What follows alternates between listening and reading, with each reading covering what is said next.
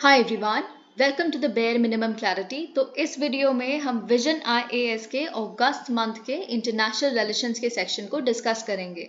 Although ये एक बहुत ही ब्रीफ सेक्शन है, लेकिन यहाँ पे जो भी टॉपिक डिस्कस किया जाएगा वो आपके लिए बहुत ज़्यादा इंपॉर्टेंट है। So in case you find this video helpful, you can always let me know that by commenting below, liking the video and subscribing to my channel if you haven't done that. Also अगर आपने पिछली videos vision IAS की नहीं देखी हैं तो मैं उन्हें आई बटन में लिंक कर दूंगी, आप उन वीडियोस को जाकर भी देख सकते हैं।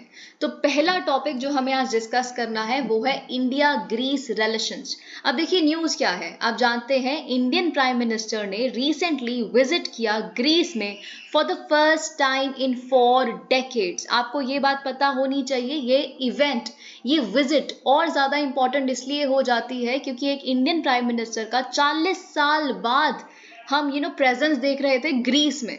तो एक बहुत ही वाइडली कवर्ड न्यूज थी आपके लिए, इसलिए बहुत ज्यादा इंपॉर्टेंट हो जाती है। आपको ये भी पता होना चाहिए, अगर मैं एक बैकग्राउंड दूं इस पूरे टॉपिक का, तो वो ये है कि इंडिया अपना फुटप्रिंट जमाने की कोशिश कर रहा है यूरोपियन कंट्रीज में भी। ओके, आप जानते हैं यूरोपियन कंट्रीज में जैसे ग्रीस, ठीक है, इन कंट्रीज में ऑलरेडी बहुत हैवी चाइनीज प्रेजेंस है, तो कहीं ना कहीं हमारे लिए एक बहुत बड़ा चैलेंज है। लेकिन क्योंकि इंडिया न्यूअर रिलेशंस को डिस्कवर कर रहा है और यूरोप में एक फुटप्रिंट जमाना चाहता है, तो इंडिया ग्रीस की ये जो विजिट हुई है, ठीक है, ये हमें बहुत ही डिटेल में डिस्कस करनी है। राइट, बहुत सारी चीजें यहाँ पे आपके प्रीलिम्स की पर्सपेक्टिव से भी इंपॉर्टेंट है, वो हम देखेंगे क्या है।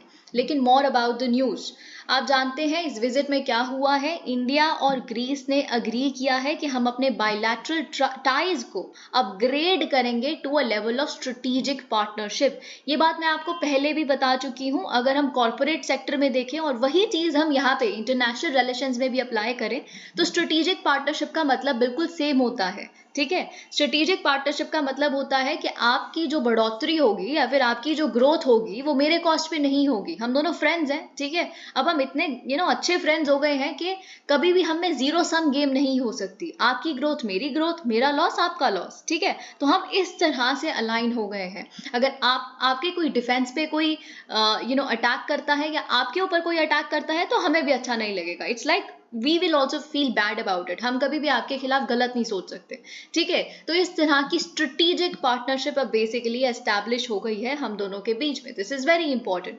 ओके, और फर्दर हमने क्या बोला है कि हम एक्सपैंड करेंगे अपने बायलैटरल कॉपरेशन को इन political, security and economic spheres.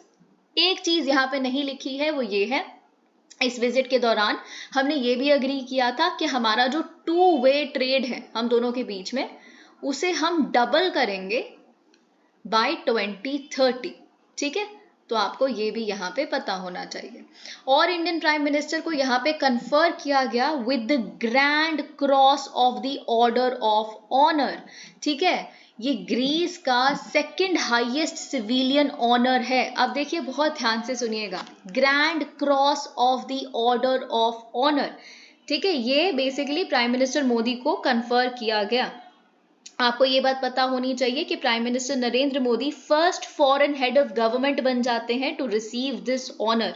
ये ऑनर बेसिकली किन इंडिविजुअल्स को दिया जाता है, ये अवार्ड किन इंडिविजुअल्स को दिया जाता है, जिन्होंने अपने आप को डिस्टिंग्विश कर लिया है से in the field of politics, diplomacy, culture, science, social service, है ना। और ऐसे इंडिविजुअल्स जिन्होंने ग्रीस का जो स्टैचर है उसको कहीं ना कहीं इंप्रूव करने में अपना कुछ सहयोग दिया है या योगदान दिया है, ठीक है। तो उन तरह के इंडिविजुअल्स को ये अवार्ड दिया जाता है।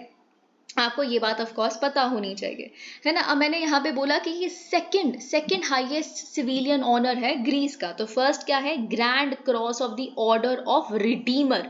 आपको पता नहीं होना चाहिए, पर आपकी इतना इंपॉर्टेंट नहीं है, पर आपकी क्यूरियोसिटी के लिए। एक और चीज मैं अगर आपको बता दूं, क्योंकि जब ये अवार्ड कन्फर किया गया था इंडियन प्राइम मिनिस्टर के ऊपर, तो इसको बहुत डिटेल में डिस्कस किया गया था, ठीक है। तो एक्चुअली अगर आप इस अवार्ड को देखेंगे, ये फीचर करता है गॉडेस एथेना के हेड को अपने फ्रंट साइड पे, ओके। और उसके साथ में इंस्क्रिप्शन में लिखा हुआ है, only the righteous should be honoured. तो कहीं ना कहीं हमारे प्राइम मिनिस्टर को ये ऑनर देके उन्होंने क्या कहा है कि that we are honouring the righteous person, so our prime minister has become that righteous person here, okay. तो ये चीज यहाँ पे आपको पता होनी चाहिए। और अगर हम देखें हाइलाइट्स क्या है विजिट की, अब this is very important, finally Greece ने ज्वाइन कर लिया है इंटरनेशनल सोलर अलायंस ISA। ये चीज हमें पता होनी चाहिए और इसीलिए हमने ग्रीस को वेलकम भी किया ISA में। लेकिन ऑफ कोर्स हमने क्या बोला, इंडिया ने बोला कि अब चलिए आपने ISA ज्वाइन कर लिया है तो अब हम we actually look forward to your membership of the CDRI as well. हम चाहते हैं कि आप coalition for disaster resilient infrastructure भी जल्द से जल्द ज्वाइन कर लें। ठीक है, ये दोनों ही ISA और CDRI of course India lead initiatives हैं, ये बात आप जानते हैं। ठीक है, और हम देखते हैं यहाँ क्या लिखा है।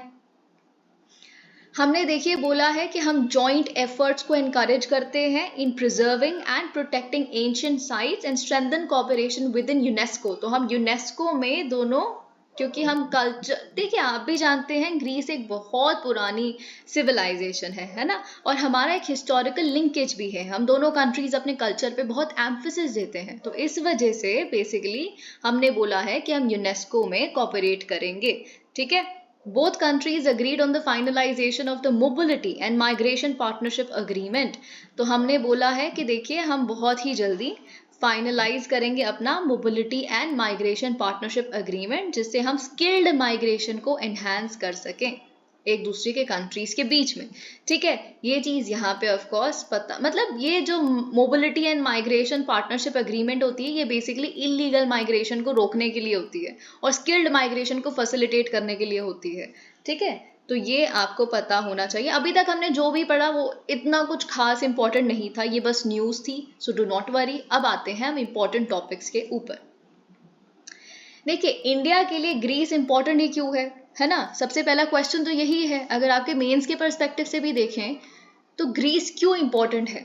ऑल्दो ऐसे वन ऑन वन ऐसे क्वेश्चंस मेंस में नहीं आते, लेकिन Greece is one such country जो हमारे लिए इंपॉर्टेंट है। ठीक है, तो जो यहाँ पे पॉइंट्स लिखे हैं ग्रीस के जो नेबर्स हैं उनके साथ भी अगर हमारे रिश्ते बढ़ते हैं तो सेम पॉइंट्स अप्लाई होंगे ऑलमोस्ट। ठीक है, तो support at the global arena, Greece आप जानते हैं इंडिया की NSG की मेंबरशिप को सपोर्ट करता है। NSG is nuclear suppliers group, है ना, तो इसमें बेसिकली इंडिया अभी मेंबर नहीं है और इंडिया इसमें मेंबरशिप चाहता है, जो US भी अब सपोर्ट करता है और ग्रीस भी सपोर्ट करता है। इनफैक्ट आपको ये भी पता होना चाहिए UNSC में परमानेंट मेंबरशिप को भी सपोर्ट करता है ग्रीस, इंडिया की परमानेंट मेंबरशिप को भी।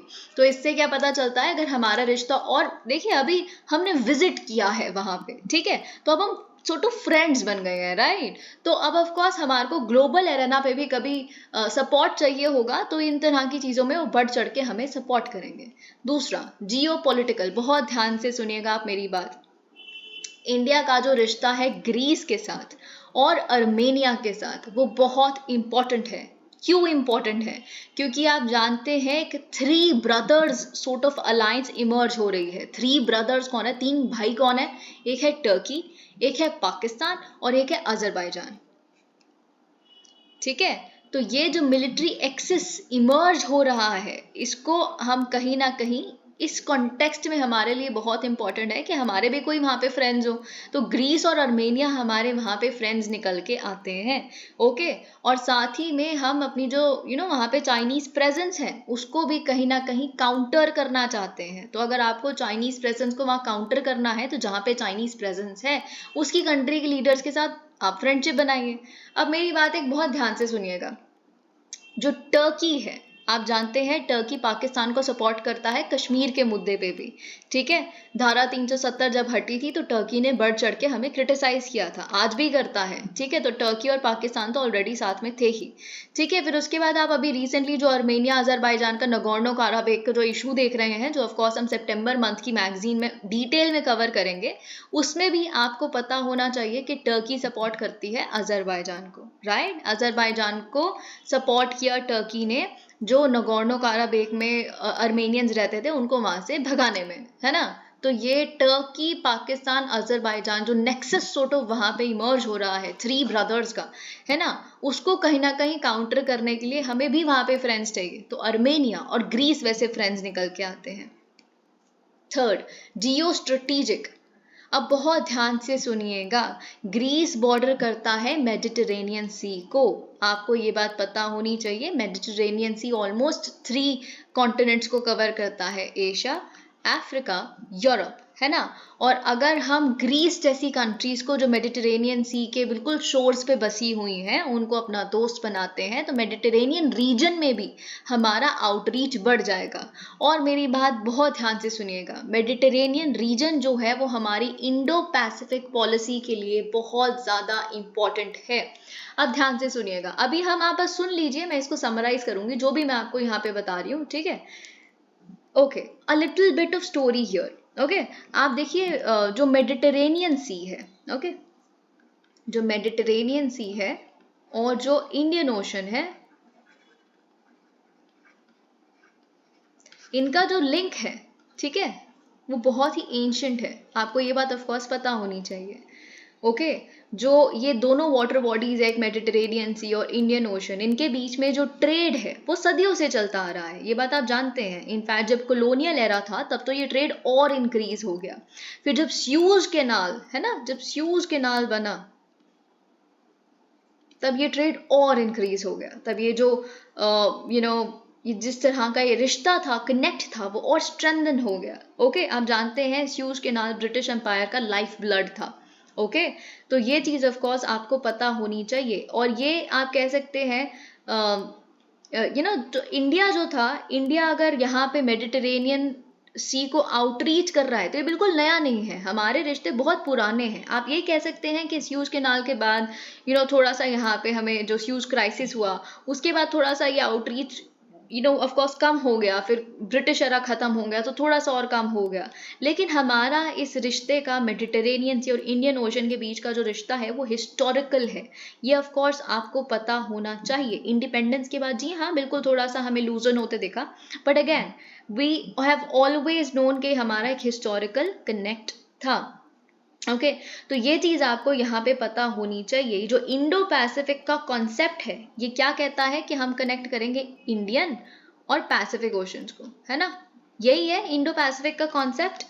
ओके, तो जो मेडिटेरेनियन सी है जो स्यूज कैनाल के थ्रू होते हुए जाता है, तो मेडिटेरेनियन मतलब स्यूज कैनाल आप कह सकते हैं कि एक्सेस पॉइंट है यूरोपियंस के लिए, ताकि वो इंडियन ओशन को एक्सेस कर सकें। तो इसीलिए मेडिटेरेनियन सी कहीं ना कहीं हमारे लिए बहुत इंपॉर्टेंट है।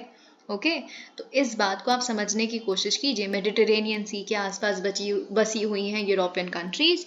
यूरोपियन कंट्रीज को अगर इंडियन ओशन तक पहुंचना है तो of course Mediterranean sea, Indian Ocean, they have to be connected together. Okay, अगर इंडो पैसिफिक हम कहते हैं कि आज के एरा का सबसे इंपॉर्टेंट थिएटर कमांड है, जहाँ पे हर एक कंट्री का एक आप कह सकते हैं एक इंटरेस्ट है इस समय पे, है ना, चाहे वो यूरोपियन हो, अमेरिकन हो, कोई भी हो।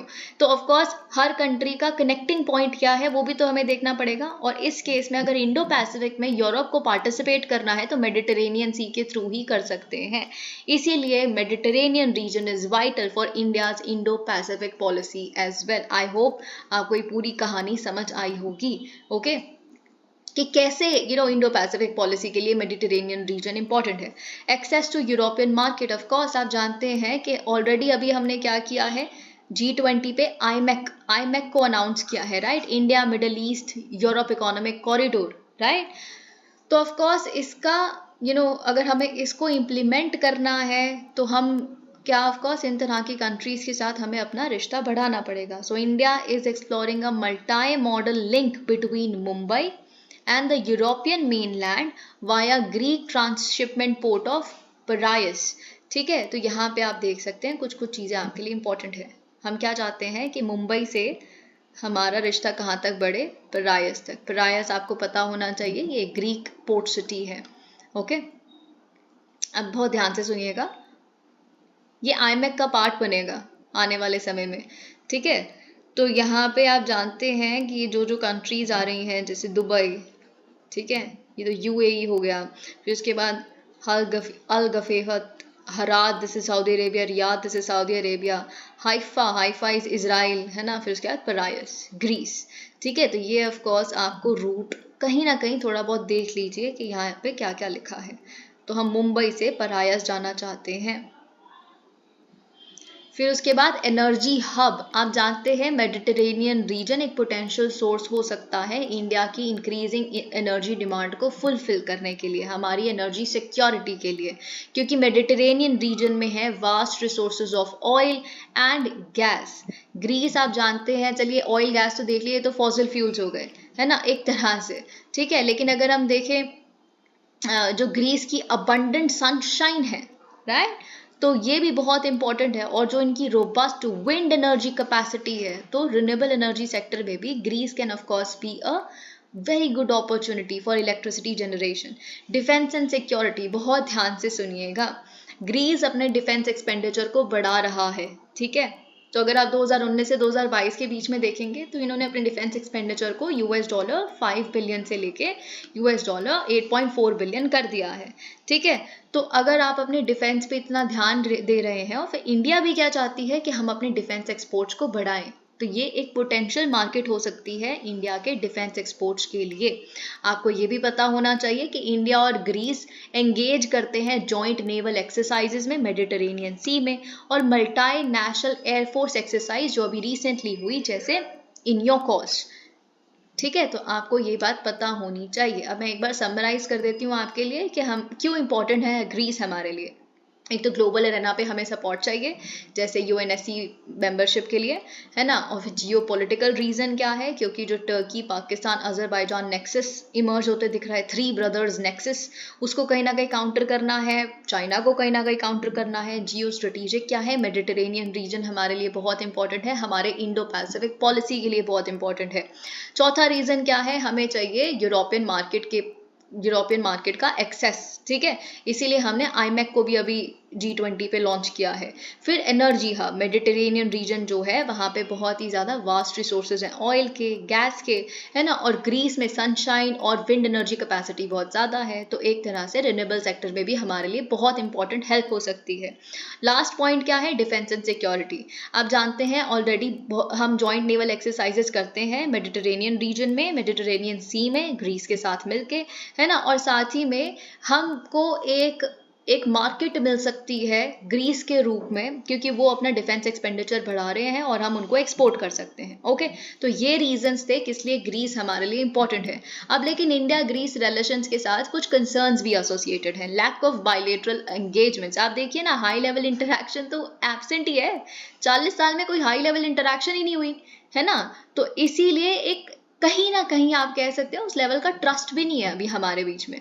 चाइनाज प्रेजेंस, आपको ये बात पता होनी चाहिए, जो चाइना की स्टेट ओन्ड शिपिंग कंपनी है कॉस्को, कॉस्को का 60% स्टेक है परायस पोर्ट में, और हम क्या कह रहे हैं, मुंबई से परायस को लिंक कर देंगे, 60% स्टेक।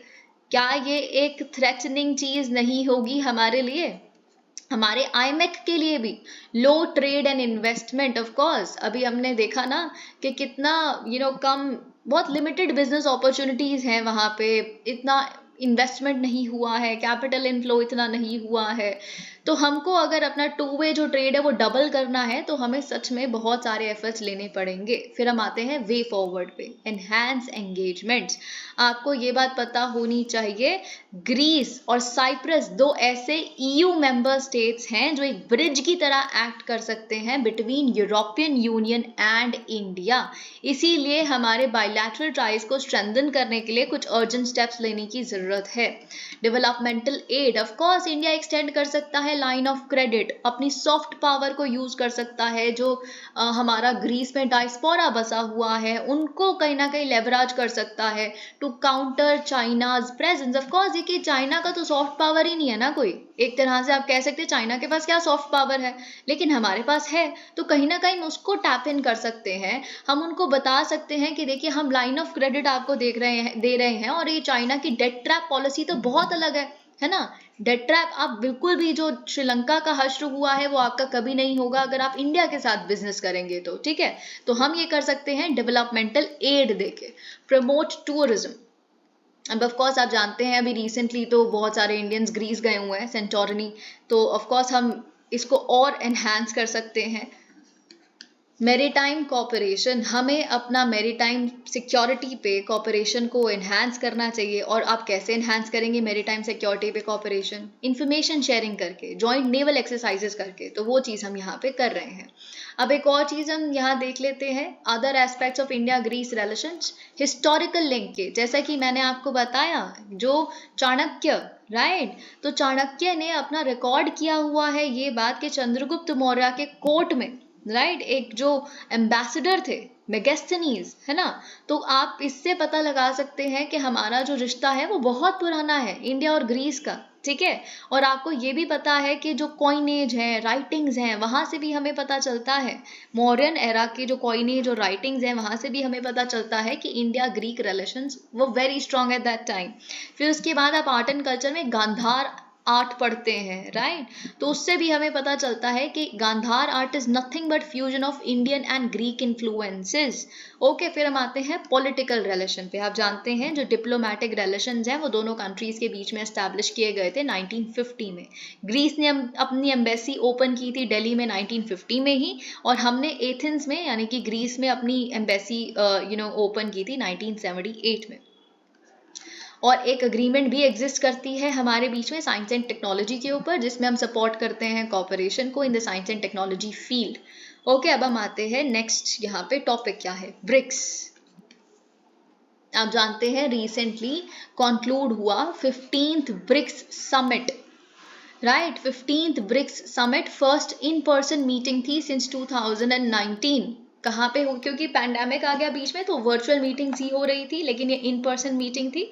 और ये 15th ब्रिक्स समिट कहाँ पे हुआ? साउथ अफ्रीका के जोहानिसबर्ग में, ठीक है, तो ये आपको पता होना चाहिए। और क्या है, साउथ अफ्रीका ने कौन सी थीम को चूज किया था? BRICS and Africa partnership for mutually accelerated growth, sustainable development and inclusive multilateralism, ठीक है। और आपको ये भी पता होना चाहिए कि ब्रिक्स लीडर्स के साथ साथ साउथ अफ्रीका ने और किस किस को इनवाइट किया था? All 55 members of the African Union were invited to this event, okay, and about 20 other leaders from Asia, South America and small island states were also there, क्योंकि ये represent करते हैं ग्लोबल साउथ को। और इन जो 20 leaders थे, इन्होंने of course जो बाकी साइड लाइन्स पे समिट के साइड लाइन्स पे जो भी सेशंस हो रहे थे उसमें पार्टिसिपेट किया ग्लोबल साउथ को रिप्रेजेंट करते हुए। अब हम आते हैं ब्रिक्स के ऊपर। आप जानते हैं ब्रिक्स के आइडिया को अर्ली 2000s में कंसीव किया गया था। आप जानते हैं गोल्डमैन सैक्स के पेपर में, ओके। और ब्रिक्स बेसिकली क्या था ब्रिक्स का आइडिया, ठीक है। तो जो G7 कंट्रीज हैं, आप जानते हैं सबसे इंडस्ट्रियलाइज, सबसे रिच कंट्रीज का क्लब है G7, है ना। तो जो countries fastest growing developing economies है लेकिन वो G7 का मेंबर नहीं है, वो आइडिया था ब्रिक्स का। तो ये चीज यहाँ पे हमें गोल्डमैन सैक्स पेपर में मिली थी अर्ली 2000s में, ओके। फिर अगर हम देखें ब्रिक्स कंट्रीज का जो शुरुआत एक्चुअल में हुई कैसे, तो 2006 में BRIC not BRICS, BRIC countries का डायलॉग शुरू हुआ 2006 में, ठीक है। यहाँ पे साउथ अफ्रीका अभी नहीं है इसीलिए ब्रिक। फिर फाइनली 2010 में क्या हुआ, साउथ अफ्रीका भी आ गई, तो finally BRICS came into existence 2010। ये चीज आपको यहाँ पे समझ आनी चाहिए। ब्रिक्स क्या है? Brazil, Russia, India, China, south Africa, okay. अब देखिए यहाँ पे इसके मेजर इनिशिएटिव्स लिखे हैं। आप जानते हैं ब्रिक्स कंट्रीज का अपना एक वर्ल्ड बैंक का ऑल्टरनेटिव है। आप इसे कह सकते हैं ये वर्ल्ड बैंक को मद्देनजर रखते हुए ही उसका एक ऑल्टरनेटिव बनाने की ही कोशिश की गई थी। तो ब्रिक्स कंट्रीज ने इंस्टीट्यूशनलाइज किया हुआ है अपना न्यू डेवलपमेंट बैंक इन 2014। फिर यहाँ पे इनके पास IMF का भी एक ऑल्टरनेटिव है। आप कह सकते हैं ये भी IMF को ही मद्देनजर रख के लाया गया था। IMF आप जानते हैं बैलेंस ऑफ पेमेंट क्राइसिस को संभालने के लिए काम करता है, राइट। यहाँ पे जो ब्रिक्स का कंटिंजेंसी रिजर्व अरेंजमेंट है, ओके, तो ये भी इसी तरह का liquidity, short term liquidity support देता है मेंबर्स को बैलेंस ऑफ पेमेंट क्राइसिस के समय पे, ठीक है। फिर हम आते हैं ब्रिक्स का एक रिसर्च एंड डेवलपमेंट सेंटर भी है वैक्सीन्स के लिए, जिससे हम बेसिकली प्रिवेंट करने की कोशिश करते हैं, कंट्रोल करने की कोशिश करते हैं इन्फेक्शियस डिसीजेस को। आप ये भी जानते हैं ब्रिक्स की इन्वेस्टमेंट्स में और ट्रेड में हमें सिग्निफिकेंट ग्रोथ देखने के लिए मिल रहा है। अगर हम 2022 का डेटा देखें तो जो ट्रेड है between BRICS countries, it totalled some $162 billion. ये चीज आपको यहाँ पे पता होनी चाहिए। अब हम आते हैं आउटकम इस ब्रिक्स समिट में, एक्चुअली 15th ब्रिक्स समिट में क्या क्या हुआ। तो पॉइंट नंबर 1 जो सबसे इंपॉर्टेंट है, एक्सपेंशन ऑफ ब्रिक्स, और यही हमारे लिए इंपॉर्टेंट भी है मेंस के पर्सपेक्टिव से कि अब ये जो एक्सपैंडेड ब्रिक्स है ये इंडिया के लिए अच्छा है या बुरा है, वो हम आगे देखेंगे। ठीक है, एक्सपेंशन ऑफ ब्रिक्स। तो ब्रिक्स ने बेसिकली इंडक्ट किया है 6 न्यू मेंबर कंट्रीज को, ओके, जिनकी जो मेंबरशिप है it would come into existence और इफेक्ट फ्रॉम जनवरी 2024। तो ये 6 कंट्रीज कौन सी है, बहुत ध्यान से सुनिएगा। ठीक है, तो यहाँ पे एक तो हो गया इजिप्ट और इथियोपिया। ठीक है, फिर हमारे पास आ गया ईरान, सऊदी अरेबिया, यूएई, और एक आ गई अर्जेंटीना। ठीक है, तो ये चीज ऑफ कोर्स अब हम आगे समझेंगे कि यही कंट्रीज क्यों हमने बेसिकली ज्वाइन करवाई। और आपको ये भी पता होना चाहिए कि इंडिया ने बहुत बड़ा रोल निभाया है इन कंट्रीज को सिलेक्ट करने में। ऑल्दो इनिशियली इंडिया इसके सपोर्ट में नहीं था कि हम अभी एक्सपैंड करें ब्रिक्स को, लेकिन फिर क्योंकि चाइना का इतना ज़्यादा प्रेशर था इस चीज़ के लिए तो हमने गिव इन कर दिया। लेकिन फिर ऑफ कोर्स चाइना ने भी कहीं ना कहीं इस चीज़ को हमें अलाउ कर दिया कि ठीक है अब आप डिसाइड कर लो कि कौन सी कंट्रीज को बेसिकली हमें यहाँ पे इंक्लूड करना है। तो आपको पता होना चाहिए कि ये 6 कंट्रीज का इंडिया के लिए क्या बेसिकली महत्व है कि हमने इन्हीं 6 कंट्रीज को चूज किया। ठीक है, वो हम देखेंगे। दूसरा क्या बात हुई इवेंट पे या समिट पे, Johannesburg two declaration. Johannesburg declaration, इसमें बेसिकली सब वही ब्रिक्स के जो व्यू पॉइंट्स है global economic, financial and political matters पे, वो सब कुछ लिखा हुआ है डेक्लरेशन में। 3 पिलर्स जो ब्रिक्स मेंबर्स हैं उन्होंने खुद को कमिट किया कि हम स्ट्रेंथन करेंगे फ्रेमवर्क को of mutually beneficial BRICS cooperation. हम मतलब ब्रिक्स की कंट्रीज इन टोटल मैं आपको बोलूं इन 3 मुद्दों पे कॉपरेट करेंगी। पहला पॉलिटिकल एंड सिक्योरिटी, दूसरा इकोनॉमिक एंड फाइनेंशियल, तीसरा cultural and people to people cooperation. Okay, चौथा क्या आउटकम निकल के आया, एनहांसिंग स्ट्रेटेजिक पार्टनरशिप। ओके, तो यहाँ पे हम किस तरह के एरियाज पे फोकस करेंगे, यहाँ पे पीस पे हम फोकस करेंगे, एक ज़्यादा रिप्रेजेंटेटिव फेयर इंटरनेशनल ऑर्डर को बनाने की कोशिश करेंगे। सबसे ज़्यादा इम्पॉर्टेंट है कि हम एक रिफॉर्म्ड मल्टीलैटरल सिस्टम चाहते हैं, यानी कि यूनाइटेड नेशंस वगैरह ये सारे जो प्लेटफॉर्म्स हैं जो भी मल्टीलैटरलिज्म को रिप्रेजेंट करते हैं उसको रिफॉर्म करने की ज़रूरत है। सस्टेनेबल डेवलपमेंट चाहते हैं, इंक्लूसिव ग्रोथ चाहते हैं। ठीक है, बहुत इंपॉर्टेंट यहाँ पे एक आइडिया लाया गया कि क्यों ना अब हम लोकल करेंसीज में ट्रेड करें। तो इसका मतलब डी डॉलराइजेशन ऑफ वर्ल्ड, उसके लिए भी एक स्टेप यहाँ पे लिया जा रहा है। Okay, push for United Nations reforms, ये चीज मैंने आपको यहाँ पे समझा दी। ओके, ये स्टेटमेंट पहली बार ऐसा हो रहा है रीसेंट पास्ट में कि ब्रिक्स कंट्रीज ने सपोर्ट किया है एक comprehensive रिफॉर्म को यूनाइटेड नेशंस के, including it's security council, which is a very good thing. क्योंकि आप जानते हैं ब्रिक्स में 2 तो P5 मेंबर्स हैं, एक चाइना एक रशिया।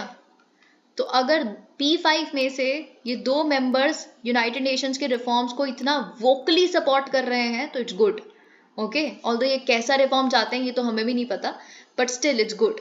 इंडियाज प्रपोजल्स, अब इंडिया ने इस इवेंट पे या इस समिट पे स्पेसिफिक कुछ प्रपोजल्स दिए, वो हम देख लेते हैं। स्पेस कॉपरेशन, आप जानते हैं इंडिया खुद की एक स्पेस स्ट्रैटेजी लेके आई है, स्पेस पॉलिसी लेके आई है, चंद्रयान 3, आदित्य L1 और भी बहुत कुछ है, गगनयान मिशन। तो India is actually getting into space now, right? मतलब हम बहुत ज्यादा बढ़ चढ़ के स्पेस में, देखिए मैं आपको एक बात बताती हूँ, अगर एक कंट्री को अपना स्टैचर अचानक से बढ़ाना है ना, यानी कि पूरे वर्ल्ड में उसका नाम करना है अगर अब एक कंट्री को, तो वो कुछ बड़े सेक्टर्स को देखना शुरू करे, जैसे न्यूक्लियर पावर बन जाए, जैसे अपनी सैटेलाइट लॉन्च कर दे कुछ बहुत खास सी, या फिर कोई एक बहुत बड़ी रिसर्च कर दे, है ना, ऐसा कुछ कर दे। ठीक है, तो इसीलिए हमें ये बात समझ आती है कि हम अपने सॉफ्ट पावर में अब स्पेस को बहुत सीरियसली लेने लगे हैं। पहले भी लेते थे पर अभी we are like in the full force. Okay, तो ये चीज हम चाहते हैं कि हमारे प्राइम मिनिस्टर ने बोला कि देखिए एस्टैब्लिश होना चाहिए ब्रिक्स स्पेस एक्सप्लोरेशन कंसोर्टियम, ठीक है, तो जो बेसिकली स्पेस रिसर्च पे, वेदर मॉनिटरिंग पे, ग्लोबल गुड के लिए फोकस करे। ठीक है, आपको ये पता होना चाहिए ब्रिक्स ऑलरेडी काम कर रहा है ब्रिक्स सैटेलाइट कॉन्स्टलेशन पे। ठीक है, तो ये चीज आपको यहाँ पे पता होनी चाहिए, लेकिन हम चाहते हैं कि ब्रिक्स स्पेस एक्सप्लोरेशन कंसोर्टियम बनाया जाए। दूसरा हमने क्या बोला, इंडिया क्योंकि G20 की प्रेसिडेंसी होल्ड कर रहा है, अभी भी नवंबर तक तो है ही हमारे पास, तो हमने बोला कि देखिए सारे के सारे जो ब्रिक्स नेशंस हैं और जो अफ्रीकन यूनियन है, they must be permanent members of G20। Future ready BRICS, India ने बोला कि देखिए एडुकेशन में, स्किल डेवलपमेंट में, टेक्नोलॉजी में कोऑपरेट कीजिए, राइट, हम सारे कोऑपरेट करेंगे तभी तो ब्रिक्स को एक फ्यूचर रेडी ऑर्गेनाइजेशन बना पाएंगे। इंडिया ने ये भी प्रपोज किया कि एक स्किल्स मैपिंग एक्सरसाइज हम कंडक्ट कर सकते हैं, ऑफ कोर्स फिर हम एक दूसरे से सीख सकते हैं कहाँ पे किस तरह की स्किल्स बेटर हैं, बेस्ट प्रैक्टिसेस क्या है हमारे जो मेंबर्स हैं उनमें से, फिर हम एक दूसरे से सीखेंगे, है ना, और एक दूसरे को कॉम्प्लीमेंट कर सकते हैं इस डेवलपमेंट जर्नी में। तो ये हमने यहाँ पे स्किल मैपिंग एक्सरसाइज को भी प्रपोज किया। और प्रपोजल जो इंडिया ने एडवोकेट किए ब्रीफली, बिग कैट प्रोटेक्शन, है ना, जो बिग कैट्स है पैंथराइन्स वगैरह, उनको बेसिकली प्रोटेक्ट करने के लिए हम सारी 5 जो कंट्रीज हैं दे शुड कम टुगेदर। हमने और क्या बोला कि हमें रेजिलिएंट सप्लाई चेन्स को बिल्ड करना है, ये हमने कहा बोला ब्रिक्स बिजनेस फोरम के दौरान। ओके, कि हम बेसिक जो हमारी सप्लाई चेन है वो रेजिलिएंट हो, यानी कि कोई एक छोटा सा शॉक लगा और सप्लाई चेन ही डिसरप्ट हो गई कंप्लीटली, जो हमने पैंडेमिक में देखा है ना, तो वो नहीं होना चाहिए। Building a repository for traditional medicine, अब हम ट्रेडिशनल मेडिसिन को भी बहुत ज़्यादा सपोर्ट कर रहे हैं, तो हम चाहते हैं कि एक रेपोजिटरी हो, पूरा बाकायदा रिकॉर्ड हो कि ये ट्रेडिशनल मेडिसिन है, ये रिसर्च हुई है और ये इस चीज़ के लिए काम करती है, फिर ये दूसरी है, ये तीसरी है, ये सब कुछ, ठीक है, ये एक रेपोजिटरी होनी चाहिए। सिग्निफिकेंस ऑफ ब्रिक्स एक्सपेंशन सबसे ज़्यादा इंपॉर्टेंट है ना, कि ये ब्रिक्स एक्सपेंशन जो हुआ है, 6 नए मेंबर्स आए हैं, इसका क्या सिग्निफिकेंस है। तो पहला है जियो political and Jio economic expansion. इस एक्सपेंशन से ये बात साबित हो जाती है कि अब जियो पॉलिटिकल अकेला जियो पॉलिटिकल नहीं बचा, है ना, जियो पॉलिटिकल और जियो इकोनॉमिक ये एक अलाइनमेंट में चलते हैं अब एक दूसरे के साथ। बहुत ध्यान से सुनिएगा, अब ये जो 6 कंट्रीज है ना, इसमें डेफिनेटली एक जियो पॉलिटिकल इंटरेस्ट तो है हमारा, है ना, ये बात तो आप समझते हैं। क्या जियो पॉलिटिकल इंटरेस्ट होगा, सोचिए, हम यूएस को काउंटर करने की कोशिश कर रहे हैं, सिंपल सादी सी बात ये है। ठीक है, अगर हम यहाँ पे मेंबर्स देखें तो आपको ये बात समझ आनी चाहिए कि ये ईरान का यहाँ पे आना, है ना, सऊदी अरेबिया का यहाँ पे आना, सऊदी अरेबिया ऑल्दो यूएस का एक बहुत पुराना दोस्त है, लेकिन पिछले कुछ समय से यूएस से काफ़ी खफा है सऊदी अरेबिया, क्योंकि यूएस ने अपना सारा ध्यान ही हटा दिया सऊदी अरेबिया से। तो सऊदी अरेबिया, ईरान, है ना, इजिप्ट, इन सारी कंट्रीज़ का यहाँ पे आना, इनका कुछ जियो पोलिटिकल सिग्निफिकेंस है, जोग्राफिकल सिग्निफिकेंस है, और सबसे ज़्यादा इंपॉर्टेंट इकोनॉमिक सिग्निफिकेंस है। आप देखिए ना, यहाँ पे मेजर ग्लोबल ऑयल प्रोड्यूसर्स आ जाते हैं, है ना, आप समझते हैं इस बात को। ठीक है, तो ये जो ऑयल प्रोड्यूसर्स हैं सऊदी अरेबिया वगैरह, ईरान, है ना, तो ये कहीं ना कहीं एक एनर्जी सिक्योरिटी में भी हेल्प करेंगे। इंफ्रास्ट्रक्चर लिंकेजेस, अब देखिए एक और बात, ये they are near crucial trade choke points, right, Suez canal के पास है इजिप्ट वगैरह, स्ट्रेट ऑफ हॉर्मूज के पास है ये सारी सऊदी अरेबिया वगैरह, है ना, और बबल मंडाब स्ट्रेट, तो ये हमने बहुत सिग्निफिकेंट लोकेशंस चूज की हैं। इंफ्रास्ट्रक्चरल लिंकेजेस, अब देखिए, क्योंकि हमने ऐसी कंट्रीज इंक्लूड की हैं जिनके साथ हमारा ऑलरेडी बहुत ही पुराना पीपल टू पीपल कनेक्ट है, एक कल्चरल, एक सिविलाइजेशनल कनेक्ट भी है ना, और ये चीज़ यहाँ नहीं लिखी, लेकिन मैं आपको बता रही हूँ, इससे हम इसको एक नए होराइजन तक लेके जा सकते हैं। साथ ही में जो इंडिया, ईरान, रशिया है, they are already developing the international north south transport corridor, तो कहीं ना कहीं कनेक्टिविटी बढ़ेगी। कनेक्टिविटी कैसे बढ़ेगी, इंफ्रास्ट्रक्चर नेटवर्क्स बना के बढ़ेगी, तो ये चीज़ भी यहाँ पे सिग्निफिकेंस है।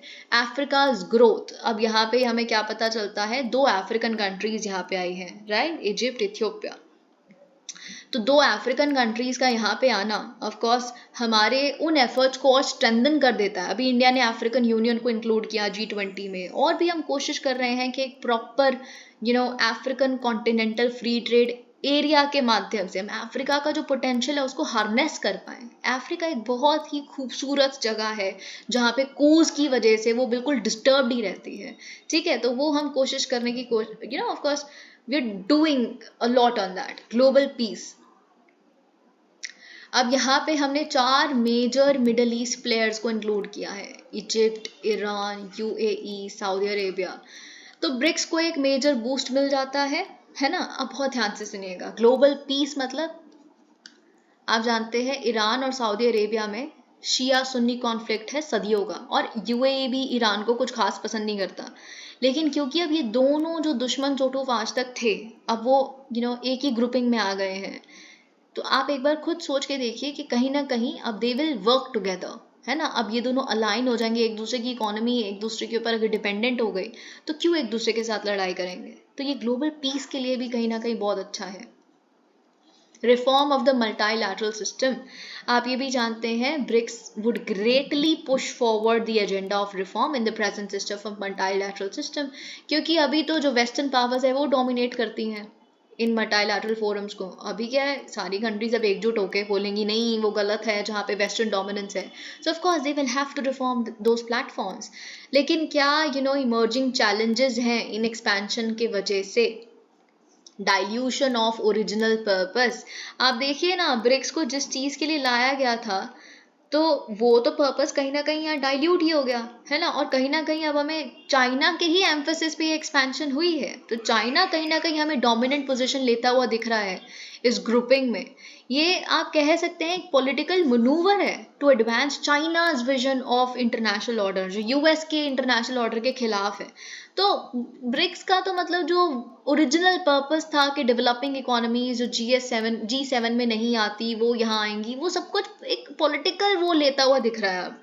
ओके, इंडियाज बैलेंसिंग इंटरेस्ट्स, अब देखिए हमारे लिए ये एक और बड़ी टाइट रोप हो जाएगी, क्योंकि हम पहले ही ब्रिक्स में भी पार्ट लेते हैं, शंघाई कोऑपरेशन ऑर्गेनाइजेशन में भी पार्ट लेते हैं, फिर क्वाड में भी पार्ट लेते हैं, इंडो पैसिफिक इकोनॉमिक फोरम में भी फ्रेमवर्क में भी पार्ट लेते हैं। तो पहले ही हमें वेस्ट को और रशिया चाइना को बैलेंस करना बहुत मुश्किल हो जाता है ना। अब ब्रिक्स में और भी मेंबर्स आ गए हैं, ईरान भी आ गया है, तो अब हमारे लिए ये और बड़ा चैलेंजिंग बैलेंसिंग एक्ट बन जाएगा। तो ये भी एक सबसे बड़ा चैलेंज है।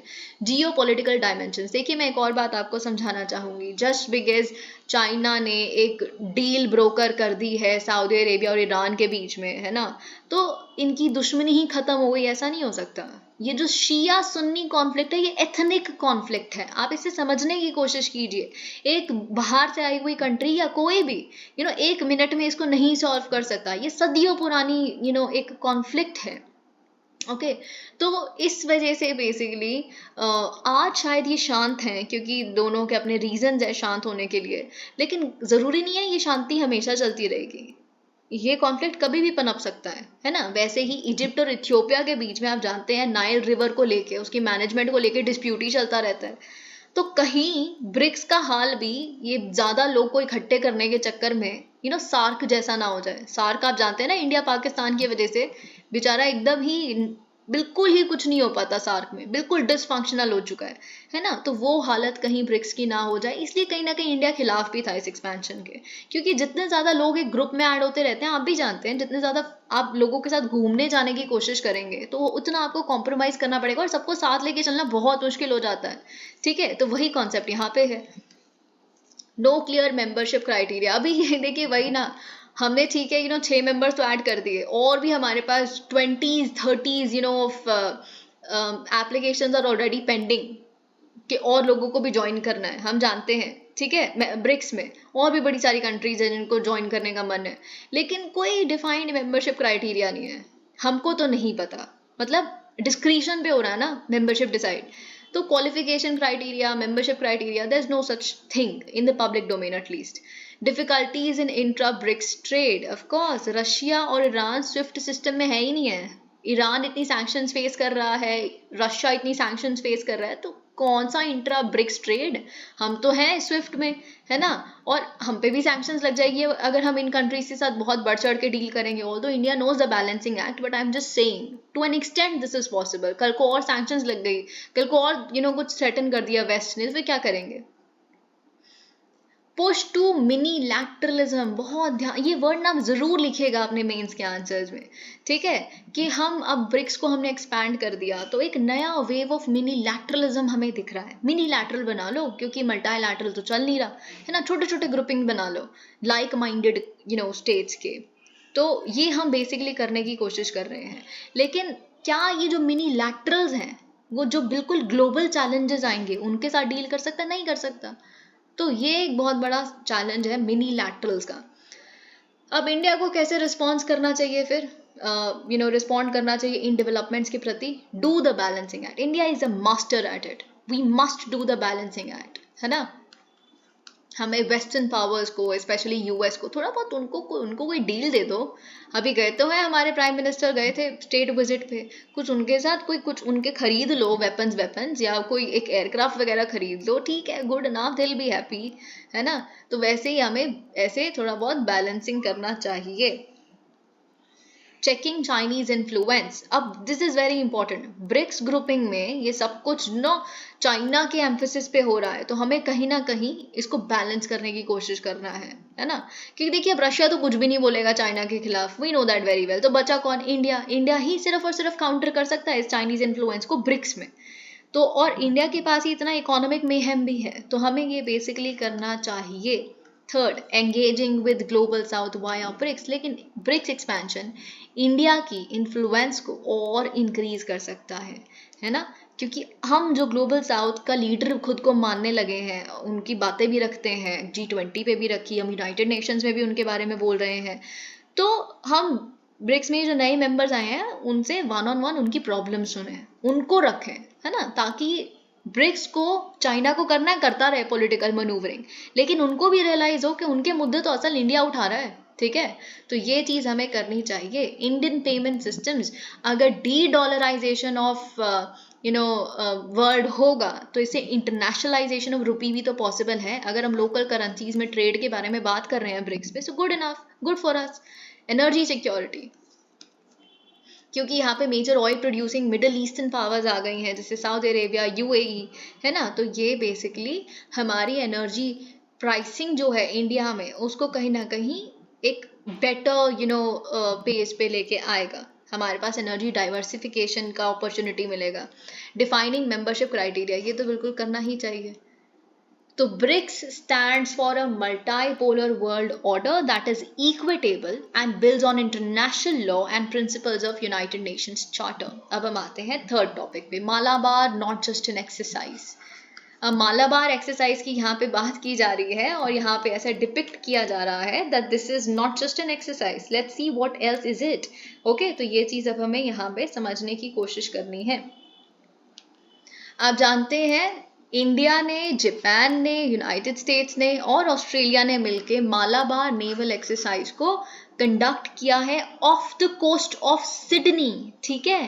तो आप बहुत ध्यान से सुनिए, आज से पहले previously it was held in the Indian Ocean, Malabar exercise. Now it's happening off the coast of Sydney, which is Pacific Ocean, ठीक है।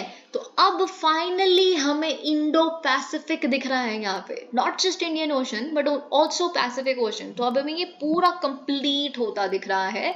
ये जो मालाबार एक्सरसाइज है वो इंडो पैसिफिक में फ्री नेविगेशन की बात करता है ना। तो ये चीज हमें यहाँ पे पता चलती है।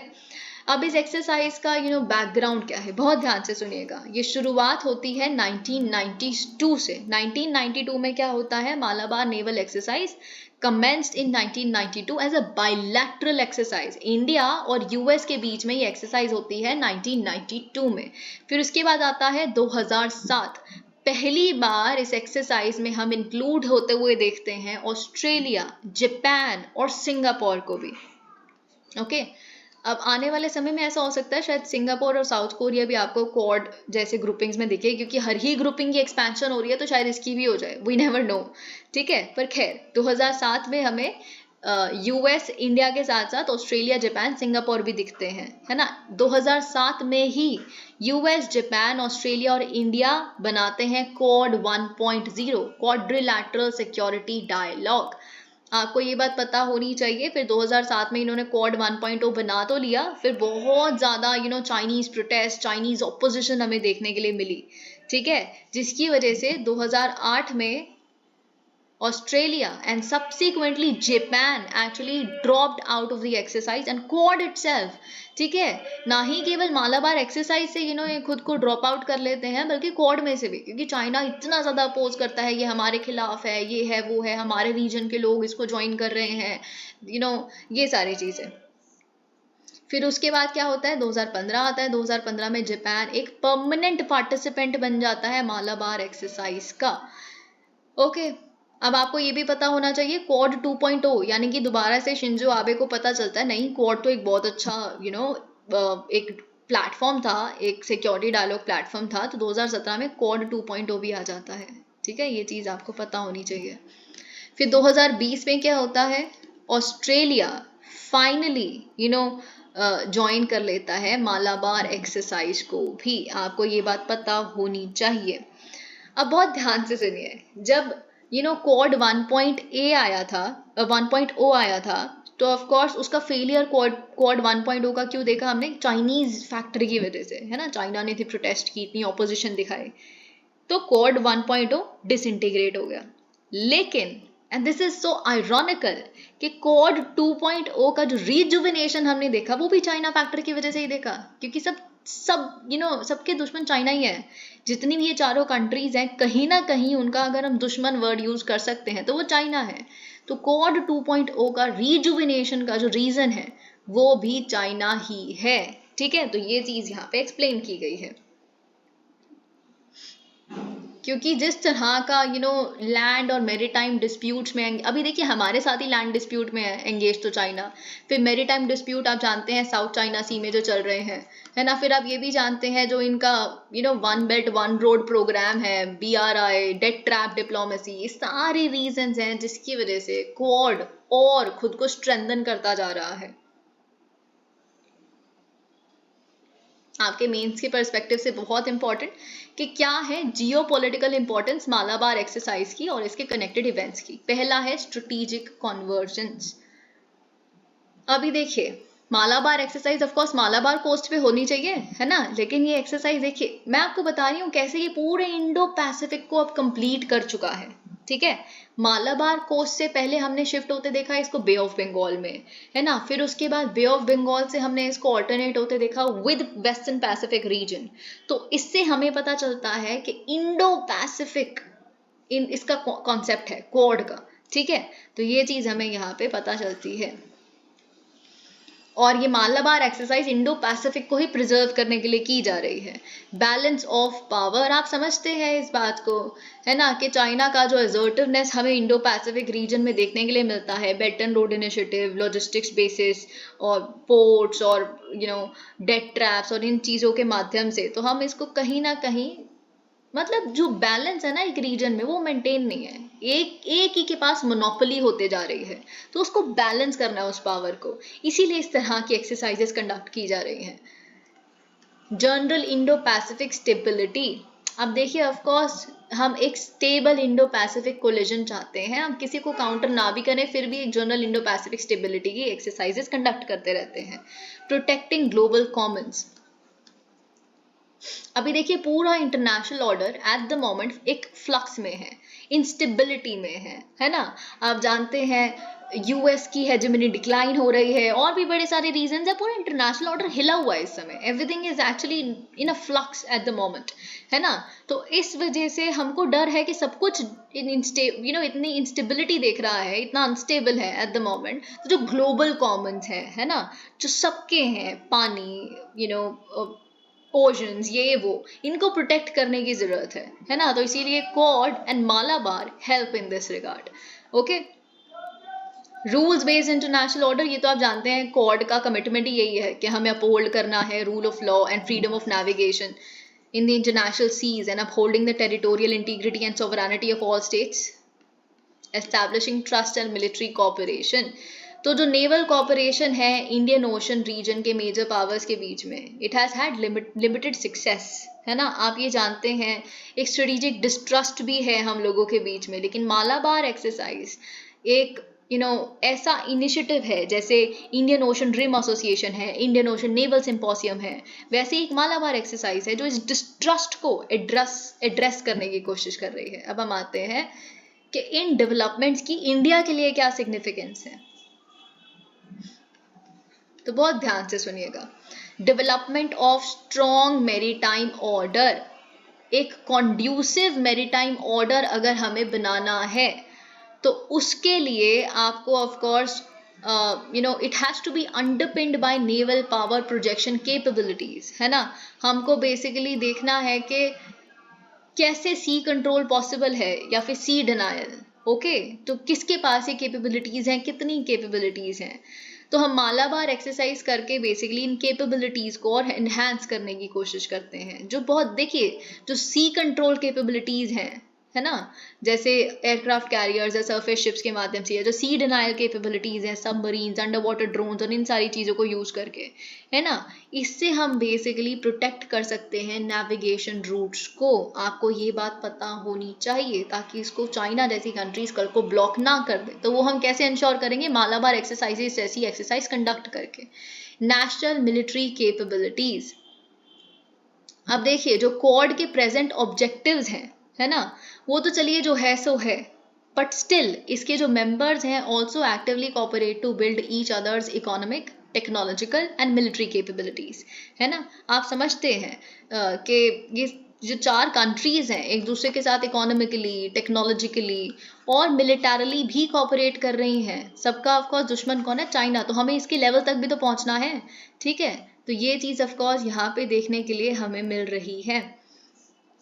तो कहीं ना कहीं इस कॉपरेशन में इंडिया की ग्रोथ भी तो हो ही रही है। Strengthening India's Sagar policy, of course जो security and growth for all in the region है हमारा, वो भी यहाँ पे एनहांस होता है। इकोनॉमिक सिग्निफिकेंस, जैसे देखिए एक बड़ी इकोनॉमी को, है ना, ऑफ कोर्स चाहिए कि उसके लार्जर मैरीटाइम इंटरेस्ट्स भी हों। जो पानी को रूल करता है वो संसार को रूल करता है, as simple as that, this is what the history says.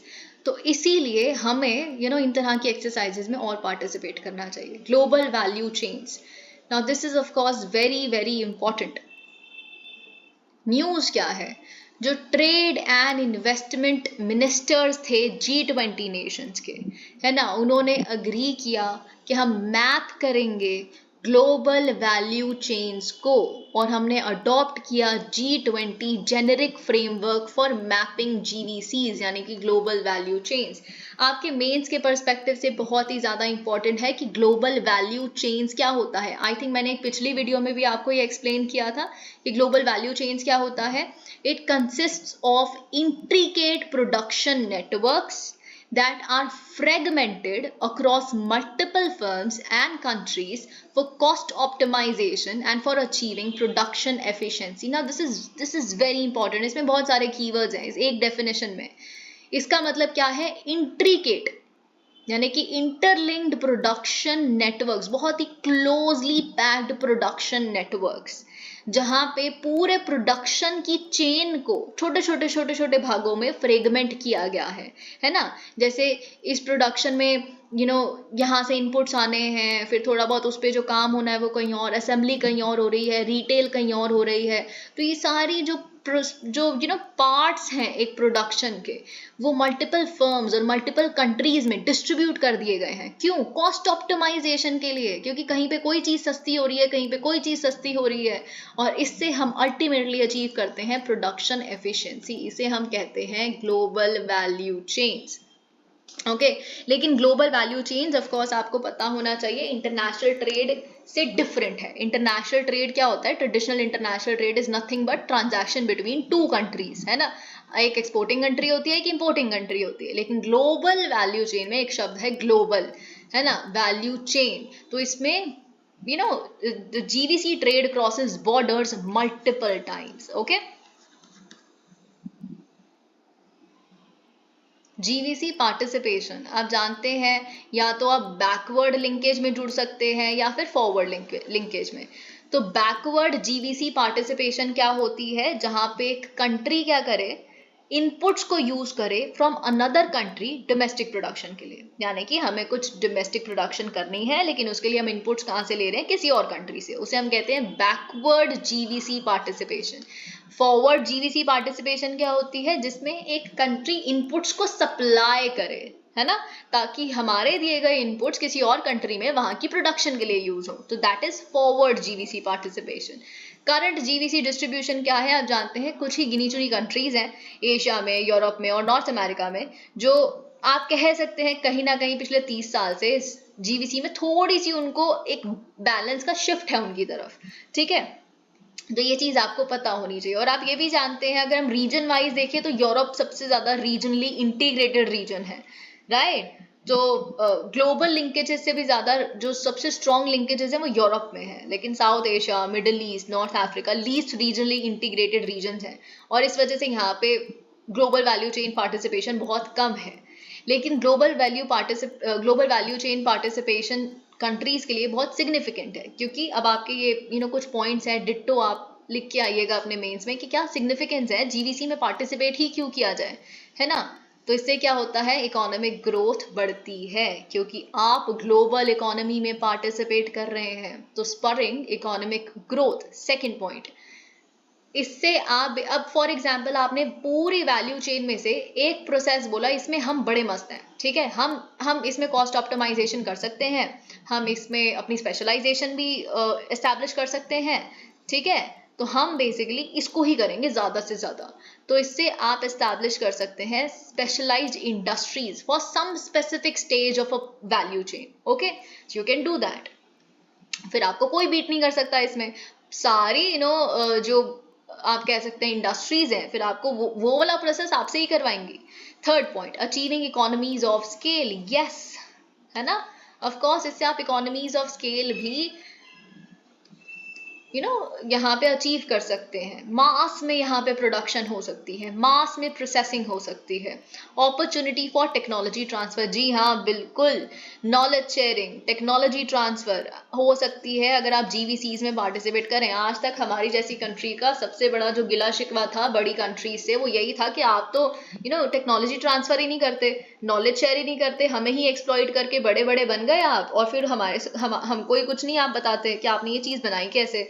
तो अगर आप जीवीसीज में पार्टिसिपेट करेंगे तो आपको बहुत कुछ बताएंगे कि देखिए ऐसे बनाना है, आपके यहाँ पे लेबर थोड़ी सस्ती है तो ऐसे बना लो, और आपको पता चल गई वहां की नॉलेज सारी की सारी कि कैसे करना है, फिर कल को आप बनाइए, बनिए आत्मनिर्भर। ठीक है, तो ये चीज,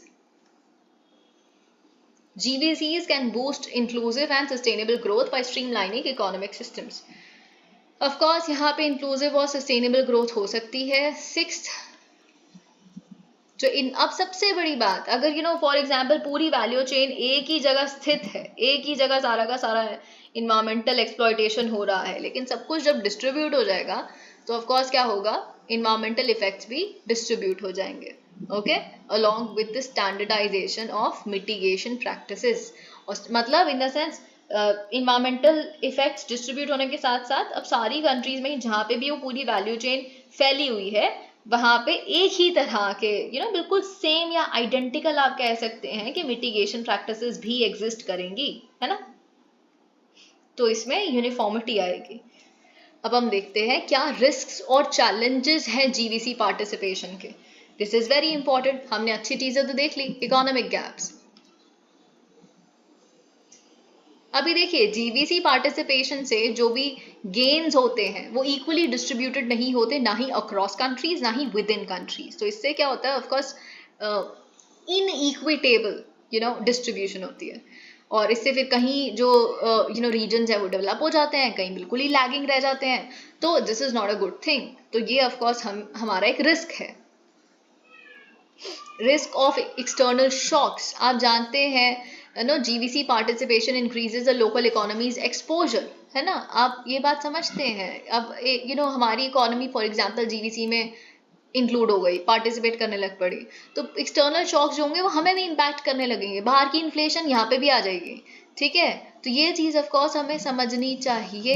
इन्फ्लेशन लिंकेज, वही तो मैं आपको कह रही हूँ, अगर जैसे फॉर एग्जांपल एक कंट्री में इन्फ्लेशन बढ़ गई और वहां से ही अब इनपुट आ रहा है, क्योंकि हमने डोमेस्टिक प्रोडक्शन करनी है वहां से इनपुट लेके, है ना, कुछ भी। तो इससे क्या होगा, वो महंगा वहां है तो यहाँ पे महंगे से ही शुरू होगा ना, फिर और महंगा हो जाएगा। तो ये एक चीज यहाँ पे आएगी। Gaps in GVC participation, there exist a significant gap between the ability of developing and developed countries, that's true, है ना। आपको बेसिकली कहना बड़ा आसान है, जीवीसी में पार्टिसिपेट करो, ये करो, वो करो, ग्लोबलाइजेशन, पर हर कंट्री की कैपेसिटी अलग है। डेवलप्ड कंट्रीज की कैपेसिटी बहुत ज्यादा है जीवीसी में पार्टिसिपेट करने की। इकोनॉमीज ऑफ स्केल तक अगर आपको लेके जाना तो पैसा भी तो चाहिए, इन्वेस्टमेंट भी तो चाहिए, रिसोर्सेज भी तो चाहिए, वो हमारे पास नहीं है। चलिए हमारे पास है, बाकी कंट्रीज, अफ्रीका, लैटिन अमेरिका, है ना, तो इनको अगर आपको बेसिकली सक्षम बनाइए पहले तो, है ना, बड़ा कुछ करना पड़ेगा। यू हैव टू से give line of credits etcetera. सबसे बड़ा चैलेंज तो एमएसएमईज के लिए है, स्पेशली डेवलपिंग कंट्रीज की एमएसएमईज के लिए, क्योंकि उनके पास तो बड़े सारे चैलेंजेस हैं। आप खुद समझिए, अगर ग्लोबल फर्म्स एंटर करती जाएंगी एक कंट्री में तो वहाँ की एमएसएमईज का क्या होगा, वो तो बिल्कुल ही वाइप ऑफ हो जाएंगी, डिस्ट्रॉय हो जाएंगी छोटे छोटे से बिजनेसेस। तो ये चीज यहाँ पे एक बहुत बड़ा चैलेंज होगा एमएसएमईज के लिए भी। Okay, G20 generic framework for mapping GVCs, not important पर देख लेते हैं। हमने बोला ना कि हमने एस्टैब्लिश किया इस मीटिंग पे G20 generic framework for mapping GVCs. ये एक वॉलेंट्री, मैंडेटरी नहीं है, voluntary non binding generic mapping framework है, जिसके बिल्डिंग ब्लॉक्स क्या है, डेटा। जो जीवीसी रेजिलियंस फ्रेमवर्क है, it should be based on collecting timely high quality sectoral data and voluntarily providing firm level data. Okay, सबसे पहले तो डेटा चाहिए, फिर उसको फिर एनालाइज करना है, राइट, कि आप बेसिकली मॉडल्स यूज करें, इंडिकेटर्स यूज करें, जिससे हमें इनसाइट्स पता चले, जीवीसी डेटा से। representation, GVC resilience framework should use advanced technological tools that present underlying patterns from data analysis in a user friendly manner, है ना। अब हम आते हैं, ठीक है, हमने चैलेंजेस देख लिए कि ये चैलेंजेस हैं जीवीसी में पार्टिसिपेट करने के, तो फिर कैसे पार्टिसिपेट करें जीवीसी में। बिल्डिंग ट्रस्ट, ओके, तो ट्रस्ट बिल्ड करना बहुत इंपॉर्टेंट है, क्वालिटी इंफ्रास्ट्रक्चर होना बहुत इंपॉर्टेंट है, क्योंकि वो इस ट्रस्ट को कहीं ना कहीं फॉस्टर करता है। ओके, तो जैसे अगर हम यहाँ एक एग्जांपल देखें, enhance domestic monitoring of logistics sector to ensure quality physical and digital logistics infrastructure. इसका मतलब क्या है, बहुत ध्यान से सुनिएगा। एक चेन है पूरी, एक प्रोडक्ट को बनाने के लिए एक चेन है, ठीक है। अब मैं एक कंट्री हूँ, तो मैं आपकी कंट्री में अपना ये वाला काम आउटसोर्स या फिर बोलूँगी आपसे हम ये ले लेंगे, करवा लेंगे आपसे ये वाला काम, वो तभी करूँगी जब मुझे पता है कि आपका ये जो पूरा सिस्टम है ये ट्रस्ट वर्दी है ना, ये सारे के सारे स्टैंडर्ड्स को फॉलो करता है, प्रोटोकॉल्स को फॉलो करता है, इंफ्रास्ट्रक्चर अच्छा है, लॉजिस्टिक्स अच्छा है, ट्रांसपोर्टेशन विद इन टाइम हो जाएगा, डिले नहीं होगा। तो ये आपको करना पड़ेगा। आपकी कंट्री को बेसिकली क्वालिटी इंफ्रास्ट्रक्चर, अच्छा लॉजिस्टिक्स सेक्टर, ट्रांसपोर्टेशन, बिजली, पानी, ये सब डिजिटल लॉजिस्टिक्स इंफ्रास्ट्रक्चर, सब कुछ एस्टैब्लिश करना पड़ेगा। और इसी तरीके से पूरे वैल्यू चेन में ट्रस्ट बिल्ड होगा। ओके,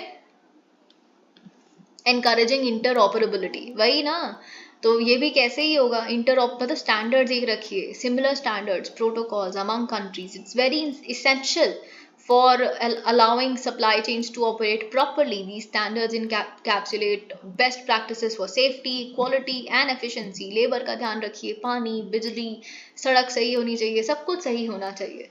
ओके,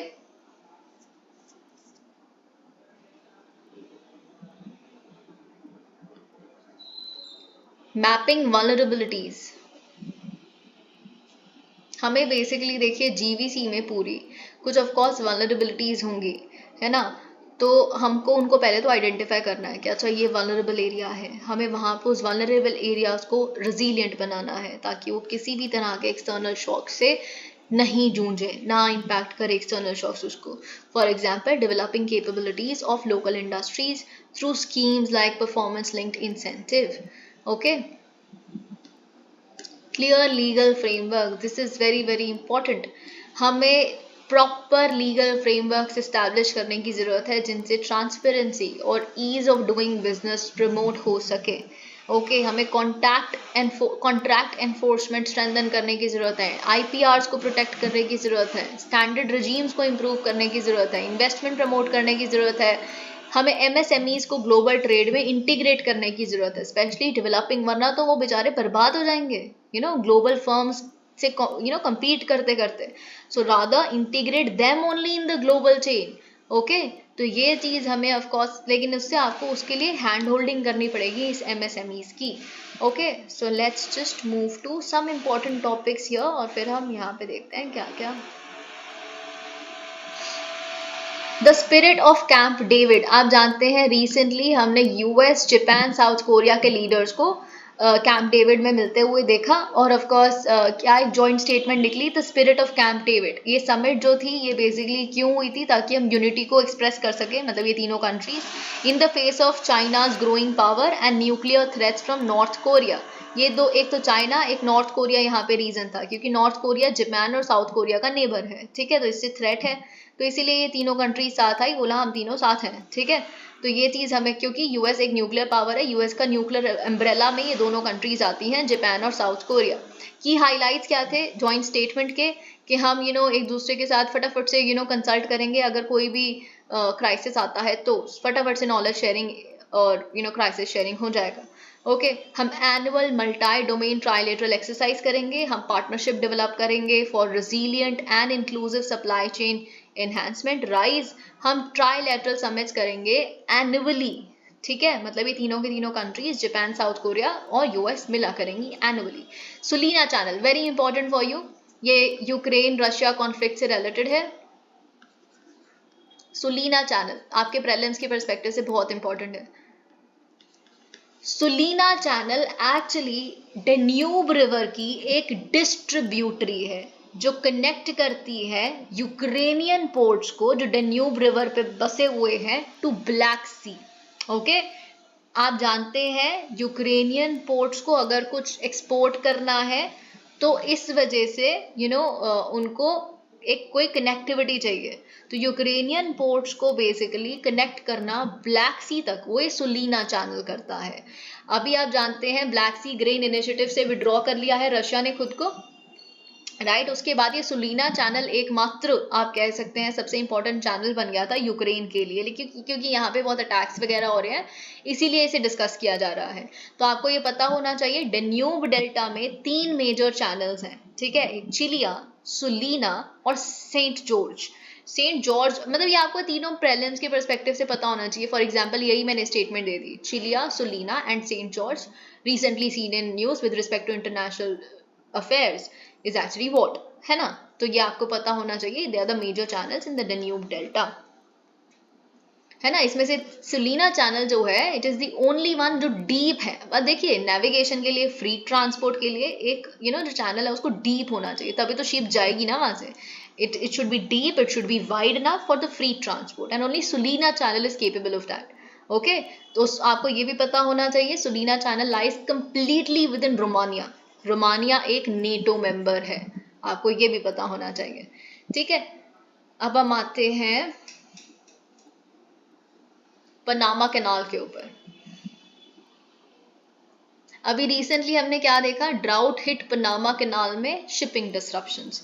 पनामा कैनाल आप जानते हैं इट्स अ कंस्ट्रक्टेड वाटरवे जो कनेक्ट कर, आपके प्रीलिम्स के लिए इंपॉर्टेंट. पनामा कैनाल जो है वो अटलांटिक और पैसिफिक ओशंस को कनेक्ट करता है, यहां आप देख सकते हैं. ठीक है, तो ये आपको समझ आना चाहिए क्योंकि जो केप हॉर्न वाला रूट है, हजार्डस रूट है ये बहुत ज्यादा, मतलब यहाँ से होके ना गुजरना पड़े, इतना हजार्डस रूट जो है, इसीलिए बेसिकली ये पनामा कैनाल एक सोर्ट ऑफ आप कह सकते हैं इसका it helps to avoid this lengthy and hazardous voyage around the Cape Horn. Okay, so इसीलिए पनामा कैनाल एक important route है. It connects nearly 2000 ports in 170 countries. ये आपको पता होना चाहिए. पनामा एक्चुअली एक इस्थमस है जो नॉर्थ और साउथ अमेरिका को कनेक्ट करता है, आप खुद देख सकते हैं. इस्थमस और स्ट्रेट में डिफरेंस आई होप आप समझते हैं, मेंस में भी एक बार पूछा गया है, प्रीलिम्स में भी पूछा गया है. इस्थमस एक्चुअली एक नैरो स्ट्रिप ऑफ लैंड होता है. इस्थमस एक लैंड है जो दो लार्जर लैंड मासेस को कनेक्ट करता है, जैसे स्यूज कैनाल है ना. Sues canal is actually constructed on the isthmus of sues, है ना. वैसे ही आपको ये बात पता होनी चाहिए. स्ट्रेट्स क्या है, लेकिन स्ट्रेट्स एक्चुअली नैरो वाटरवेज हैं जो लार्जर वाटर बॉडीज को कनेक्ट करते हैं, है ना। जैसे आप जानते हैं स्ट्रेट ऑफ जिब्राल्टर जो मेडिटेरेनियन सी और अटलांटिक ओशन को कनेक्ट करता है। ओके, अब इनके रोल्स क्या है इस्थमस के और स्ट्रेट्स के इन द ग्लोबल ट्रेड, ये भी मेंस में एक बार पूछा जा चुका है कि ट्रेड लिंक है important, time and cost savings, है ना। तो हमने देखा भी इसके एग्जाम्पल में global supply chain, strategic significance and all of that. अब देखिए मैं आपको सच बताऊं, ये जो दोनों टॉपिक्स हैं, इसे कुछ खास बहुत इंपॉर्टेंट है नहीं आपके प्रीलिम्स मेंस के पर्सपेक्टिव से, क्योंकि अब हो चुका है, इसमें से सिर्फ आपको खुद ही पढ़ना है क्या लिखा है और इसमें कुछ समझाने वाला नहीं है। तो ये आप ऑफ कोर्स खुद देखेंगे, कुछ भी नहीं है, आप खुद रियलाइज करेंगे इसमें समझाने वाला कुछ भी नहीं है। So thank you so much, I will end the video here. Please like the video and subscribe to the channel.